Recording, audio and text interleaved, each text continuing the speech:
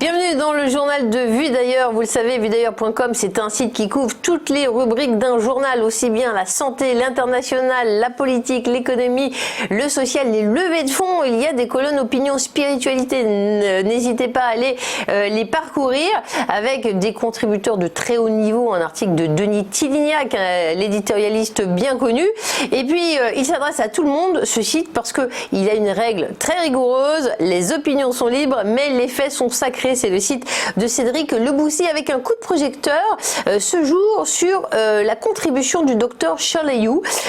Vous la connaissez peut-être, elle est économiste politique, fait partie du conseil d'administration d'Harvard & LSE et cette contribution, cet article évoque le modèle de croissance économique en Chine, disant que la reprise économique en Chine ne fera pas l'impasse, ne se fera pas sans la croissance des autres pays. Le docteur Shirley Yu s'attend plutôt à une forme de reprise en U et non pas en V. Il faut lire l'article pour en comprendre toutes les subtilités. Qu'est-ce qui tire la croissance économique chinoise? Consommation, investissement, commerce international.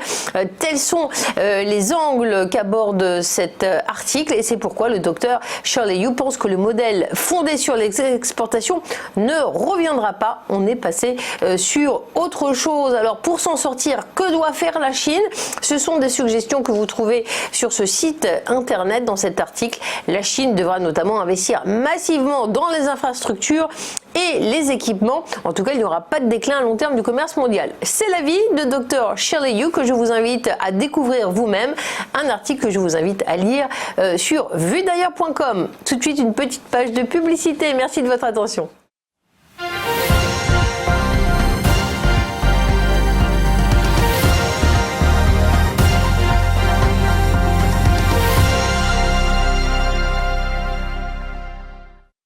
Sur le site vuedailleurs.com, vous retrouvez des sujets, des articles du domaine social, du quotidien. Et c'est ce thème des violences conjugales qui est abordé sur le média vuedailleurs.com. C'est ainsi un sujet majeur qui ne cesse de faire couler beaucoup d'encre, alors que le confinement a rendu la thématique encore plus aiguë. Plus 36% pour le nombre de violences conjugales ont été décomptées depuis le début du confinement à Paris et l'avocat Jean-Philippe Morel, bien connu, a décidé d'aborder le sujet. Quelles sont les réponses judiciaires qui sont possibles? Quelles sont les dispositions, les dispositifs qui s'offrent aux personnes qui sont concernées? Eh bien, Jean-Philippe Morel souligne le fait que de nouveaux relais d'alerte ont été mis en place. Le signalement de violences conjugales peut être fait par de nouvelles voies, par les pharmacies, par le téléphone, via le SMS ou par les réseaux sociaux. Le ministre de la Justice a d'ailleurs lancé une nouvelle plateforme sur les logements pour l'éviction des conjoints violents. Ce sont des sujets importants, dramatiques.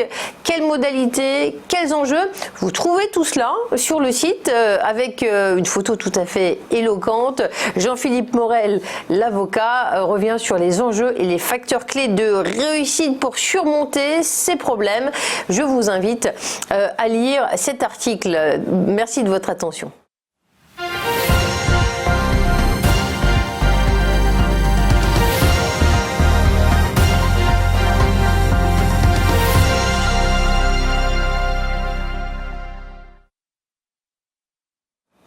Bonjour à tous, nous avons la chance d'être en duplex avec Deepti Chanders qui est une spécialiste du développement, qui a fait une grande école d'ingénieur et qui est aujourd'hui présidente d'une association EMA qu'elle va expliciter dans un instant. Je vous invite à retrouver sur le site vuedailleurs.com l'article qui lui est consacré, extrêmement intéressant. Deepti Chanders, bonjour.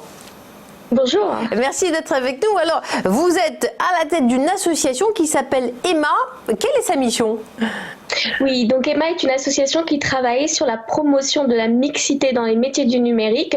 Donc, en termes beaucoup plus simples, on travaille sur l'éducation numérique auprès des jeunes filles et des garçons. Alors c'est vrai qu'avec le confinement, c'est en quelque sorte la victoire du numérique. Vous avez bien raison de vous être lancé dans cette voie. Pour vous, il s'agit d'avoir un mode collaboratif, mais pas seulement pour les femmes, pour tout le monde, j'ai bien compris? Exactement. Donc depuis le début du confinement, nous nous sommes retrouvés dans une situation comme beaucoup de Français et beaucoup de personnes dans le monde entier. Nous avons dû arrêter nos activités en physique puisqu'on ne pouvait plus se regrouper avec les enfants. Donc on ne pouvait plus leur enseigner la programmation, le code informatique. Donc nous avons, suite aux annonces du gouvernement, réorganisé nos activités et nous avons du coup adopter également pour les enfants le télétravail qui nous a permis du coup de continuer nos activités à distance.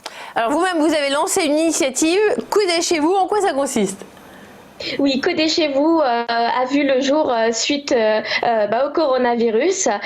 Nous avons donc lancé cette initiative en ligne qui propose à des enfants entre 8 à 12 ans et à des adolescents entre 13 à 16 ans de s'initier à la programmation, mais surtout avec une approche d'inclusion et de diversité, puisque nous avons aujourd'hui 58% de jeunes filles qui participent à nos ateliers de code. Et lorsque je parlais de l'objectif principal d'Emma, qui est vraiment de travailler sur la mixité, je rappelle que l'informatique aujourd'hui est majoritairement dominée par les hommes et il y a très peu de femmes dans la tech et notre rôle, notre combat étant bien évidemment d'apporter plus de femmes dans la tech, mais aussi plus de profils venus de milieux différents, puisque la tech a besoin d'être construite par une société qui serait révélateur, bien entendu.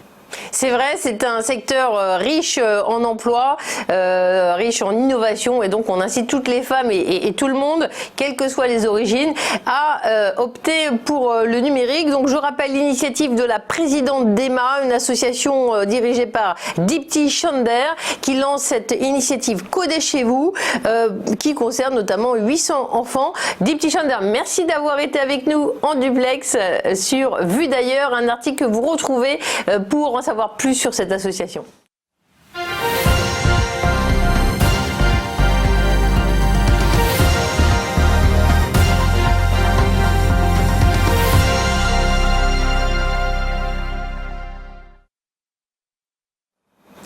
C'est le moment de voyager sur le site vuedailleurs.com, un article extrêmement intéressant consacré à Paul Bableau qui a écrit le livre du Mékong à la place Saint-Pierre, 20 000 km à vélo de Thaïlande à Paris en 13 mois, ça paraît incroyable. Il est revenu, il est avec nous en duplex. Paul Bableau, bonjour.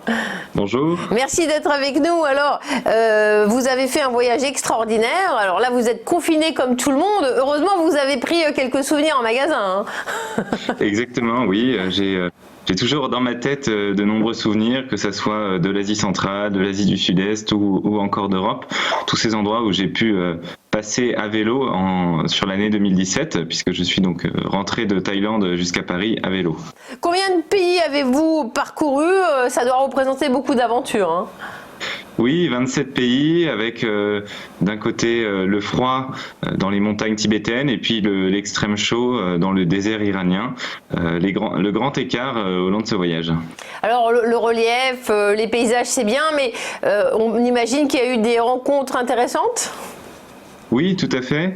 Je pense beaucoup à ces rencontres en Asie centrale, notamment en Ouzbékistan, avec des personnes qui m'ont accueilli chez elles, pour la nuit.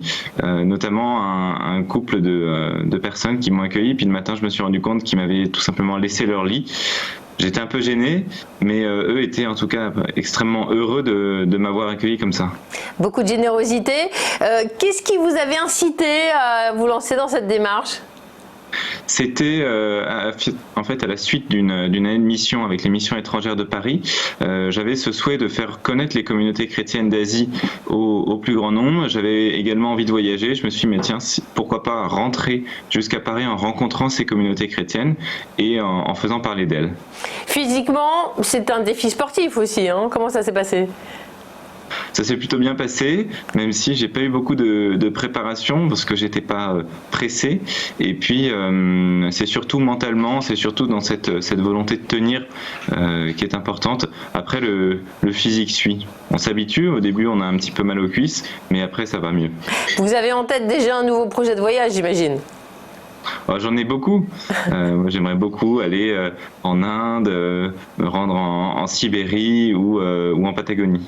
En tout cas, on vous voit sur cette photo sur le site vuedailleurs.com, c'est éloquent, ça ouvre des horizons. Merci Paul Bablo d'avoir été avec nous. Je vous invite à lire cet article, à lire le livre Du Mékong à la place Saint-Pierre aux éditions première partie.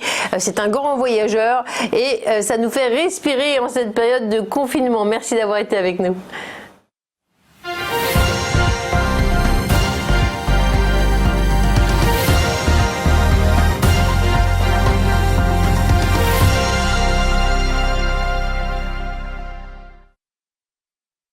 Bonjour à tous et bienvenue dans notre émission Entreprise et Innovation, votre rendez-vous innovation, développement économique et enjeux du digital sur TV Finance. Tous les jours, TV Finance met en lumière une société, un projet, des hommes et des femmes qui font l'entreprise d'aujourd'hui et de demain dans un monde en perpétuelle évolution.